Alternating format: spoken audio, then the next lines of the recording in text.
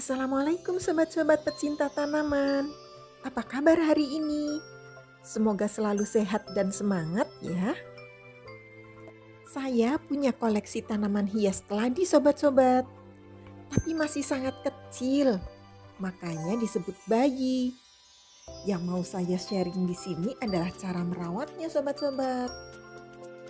Sekitar 3 minggu lalu, saya adopsi via online. Daunnya masih sangat kecil, hanya selebar kuku jari.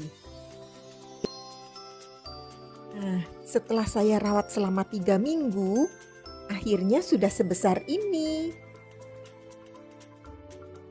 Potnya hanya menggunakan cup plastik yang biasa dipakai untuk sajian puding. Di bawahnya ada tatakan air.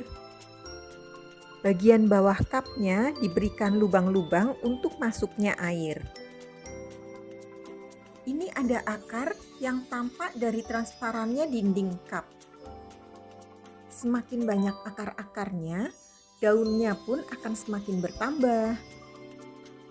Air di tatakan akan masuk melalui lubang-lubang ini sampai ke permukaan untuk membasahi semua media yang ada di dalam cup. Jika nanti akar-akarnya sudah mulai keluar dari lubang-lubang ini, baru akan diganti dengan pot yang lebih besar. Oh iya sobat-sobat, untuk di permukaan medianya, saya letakkan moss atau lumut kering. Seperti ini ya sobat-sobat. Moss ini sangat baik untuk menjaga akar-akar keladi yang masih bayi. Selain menahan air, rongga-rongganya mudah ditembus oleh akar-akar keladi yang masih bayi. Daun keladi yang sudah kering bisa disingkirkan supaya lebih rapi ya. Keladi akan mudah hidup pada media yang tidak terlalu padat. Karenanya, pada bayi-bayi keladi ini, media tanamnya saya buatkan campuran dari sedikit sekam bakar dan media tanam yang sudah jadi. Medianya hanya sepertiga cup kecil ini. Baru di atasnya ditutup dengan sedikit moss atau lumut kering untuk menjaga kelembabannya. Air di dalam tatakannya juga memudahkan kita untuk tidak sering-sering menyiram. Akar-akar keladinya pun lebih tenang karena tidak sering-sering tersenggol. Untuk membasahi media keladi-keladi ini, saya tidak perlu menyiramnya. Cukup menuangkan air pada tatakannya saja.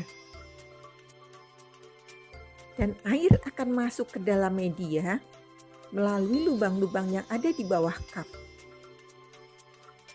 Setelah 3 hari, biasanya air dalam tatakan kosong dan saya isikan sekitar 200 ml. Kalau bersanding dengan keladi yang sudah dewasa, jauh sekali perbandingan lebar daunnya. Yang bayi ini masih imut. Saya suka dengan kemudahan merawat keladi, karena ia hanya butuh asupan cahaya matahari yang cukup agar tumbuh dengan optimal. Karenanya, saya merawat bayi-bayi keladi ini di ruangan terbuka yang sinar mataharinya sangat banyak. Hanya saja, ukuran yang masih bayi tidak saya kenakan sinar matahari langsung. Cara menanam bayi keladi seperti saya ini, yaitu meletakkan tatakan yang berisi air di bawahnya, sangat cocok untuk yang tinggal di daerah panas. Karena hal ini dapat menjaga kelembaban tanaman keladi, khususnya pada akar-akarnya. Penguapan air yang ada di tatakan pun akan melembabkan udara di sekitarnya dan memberikan kelembaban yang dibutuhkan oleh bayi-bayi keladi ini. Tapi untuk di daerah dingin, kelembaban yang berlebihan bisa memberikan efek negatif, Salah satunya yaitu akar yang membusuk dan daunnya menguning. Di rumah saya, untuk keladi-keladi yang sudah dewasa, saya hanya tempatkan pada pot-pot yang besar, kemudian penyiramannya dilakukan pagi dan sore. Jadi, yang diberikan tatakan air hanya bayi-bayi keladi yang seperti ini saja. Nanti kalau akarnya sudah banyak dan sudah kuat, tanaman keladi sudah agak besar, saya akan pindah potkan.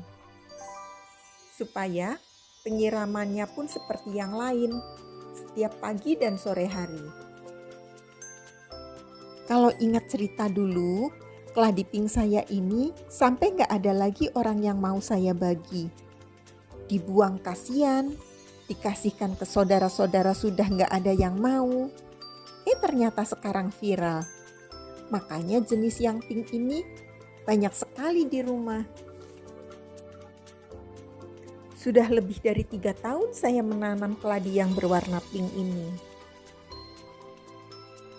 Cara merawat keladi tidak terlalu sulit selama kita memahami bagaimana cara merawat tanaman keladi ini. Tanaman ini berpeluang tumbuh subur dan sehat. Di belakang rumah, saya letakkan tanaman keladi-keladi bayi ini bersama dengan tanaman-tanaman hias yang lain. Nah, untuk sobat-sobat yang suka, jangan lupa sematkan tanda like-nya. Saya tunggu komen-komennya, dan jangan lupa yang belum subscribe, subscribe dulu.